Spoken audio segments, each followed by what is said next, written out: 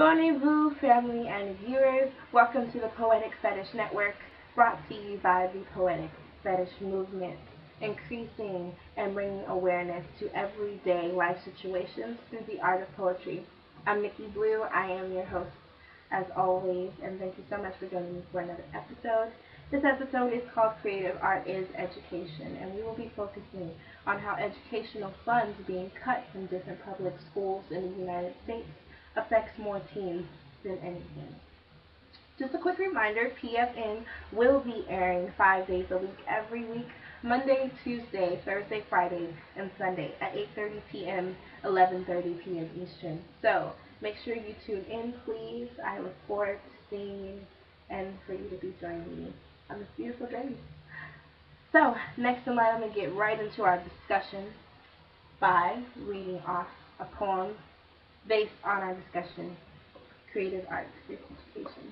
And my poem is called My Name is Alex.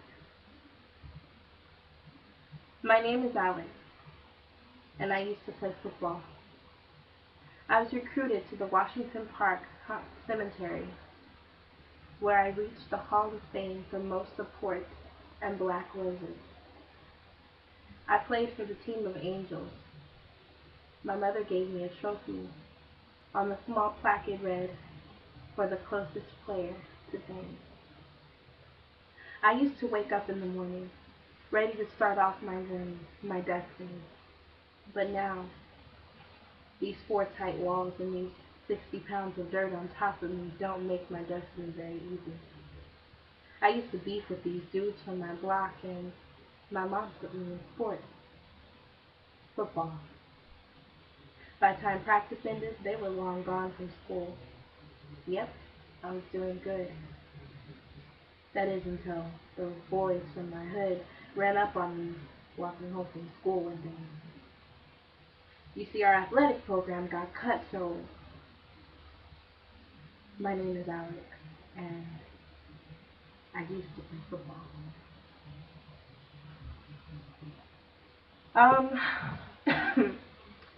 I wrote that poem from the soul of an athlete that had everything taken away from him, including his life.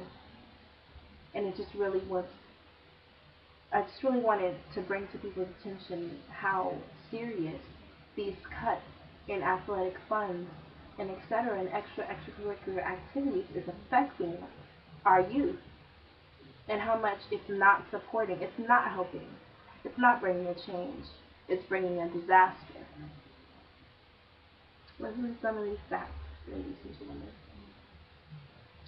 In July 2008, the New York City Times posted the article, "For Many Student Athletes, Game Over." In Mount Vernon, New York City young men stood on the street corners filling water coolers with money from friends, neighbors, and family. They did this to receive the school district's $1.1 million athletic program, in which was eliminated the month prior due to budget cuts.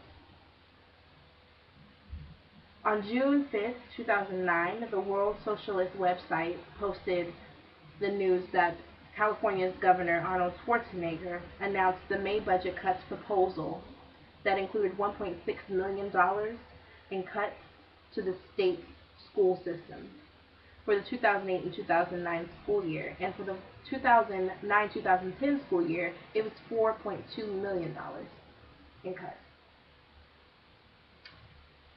Ladies and gentlemen, our world, our society is putting the kids in this bubble to what we're supposed to be. Is it fair? No. Is it fair to cut off those creative writing programs that inspire those young girls to go and write those books? No. Is it fair to cut off those music programs that inspire those young boys to become drummers and saxophone players? The next Kenny G, the next Jay-Z, the next Alicia Keys.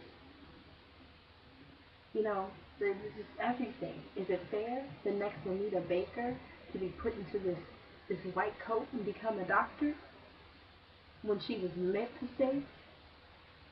Is it because our dreams don't fit up to par with the government standards, that we shouldn't be respected for them?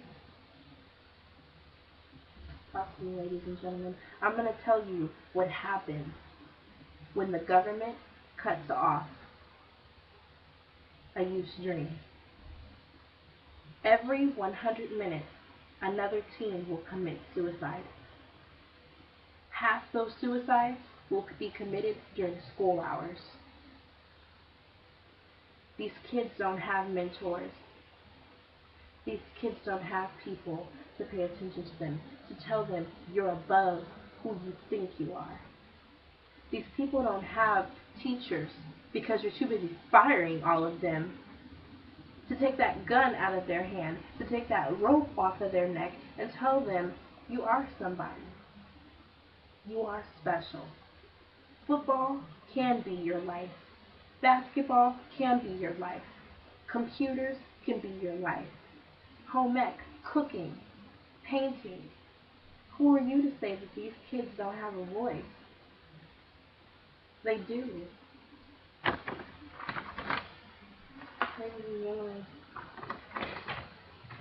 New York City's health department released vital stats on December 19th of 2010.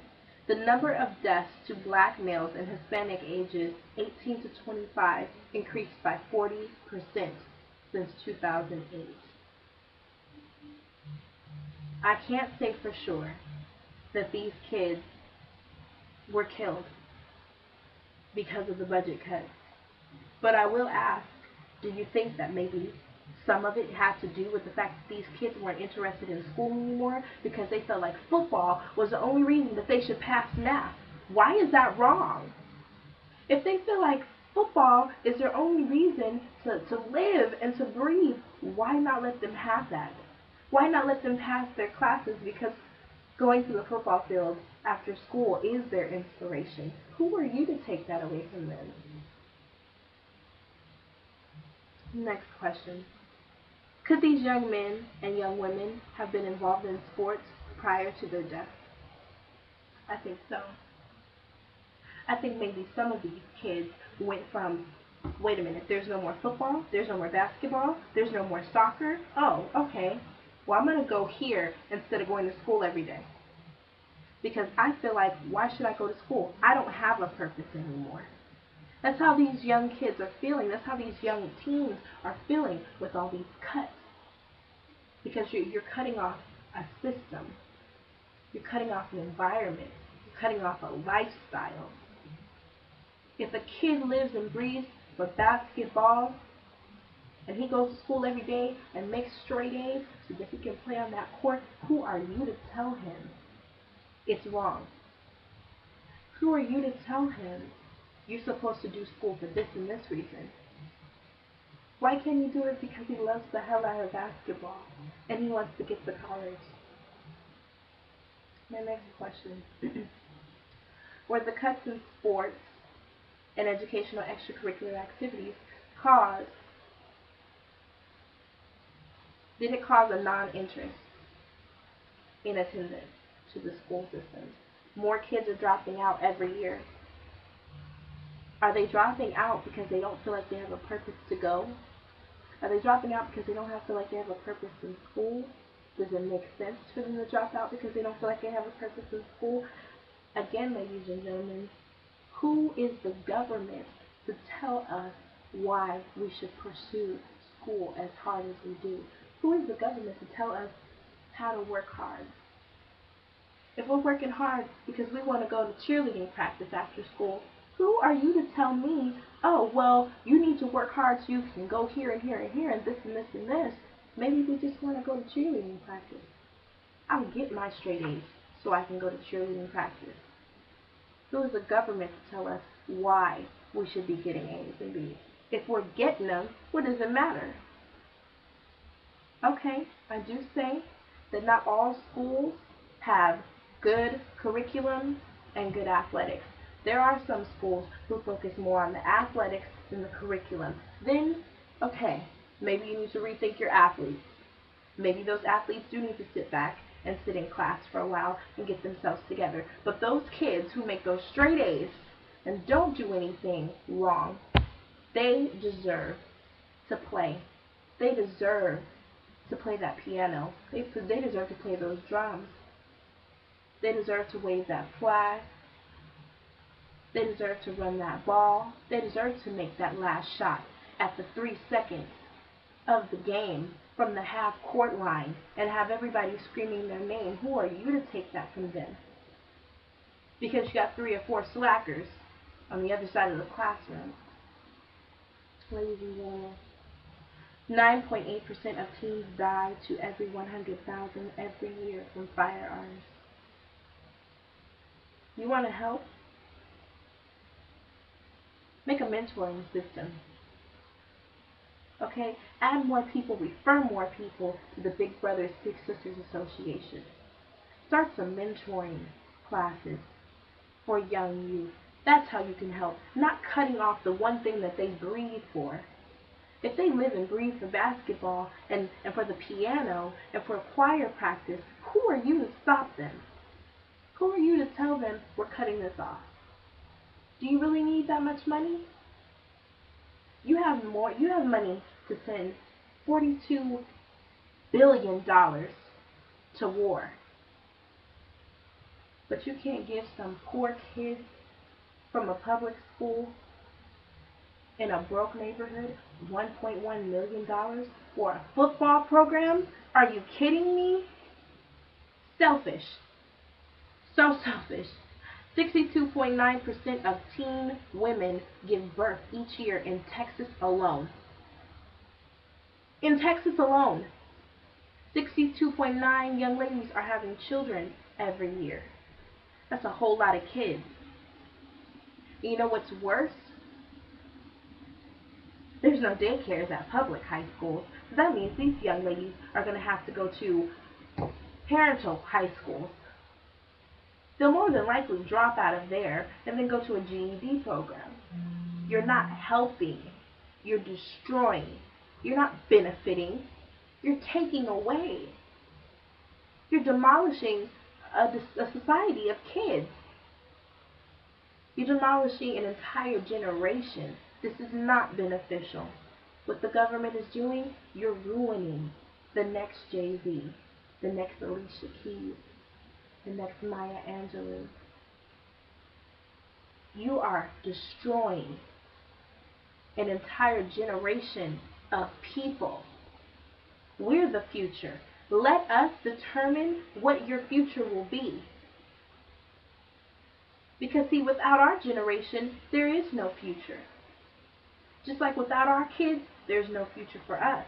Who are you to determine what we are going to do for the future? We could change the world if the world would let us change it. I asked the question, could education change this? Because see, art is education. Could the freedom to play football and basketball and take that computer class and take that art class and take that music program and take that choir program and play soccer, could that change how society is today? Could after-school programs fix this? Could mentors and their programs and every program that they're cutting off because supposedly we don't need, could it fix it? I want you guys to talk to me. I want you to tell me how this has affected you. Because when they cut these classes, when they cut small programs at continuation schools because they don't feel like these kids who have screwed up at another school deserve a volleyball program or an advanced placement program, when they feel like we're not worthy to become better students, who are you to tell us what our future holds? Ladies and gentlemen, the future is in the eyes of the future. We determine the future. Don't let anyone tell you your future is in the hands of me. Your future is in the hands of yourself. And if they don't like that, hold your head up high and you go to where your future can be accepted. I'm Nikki.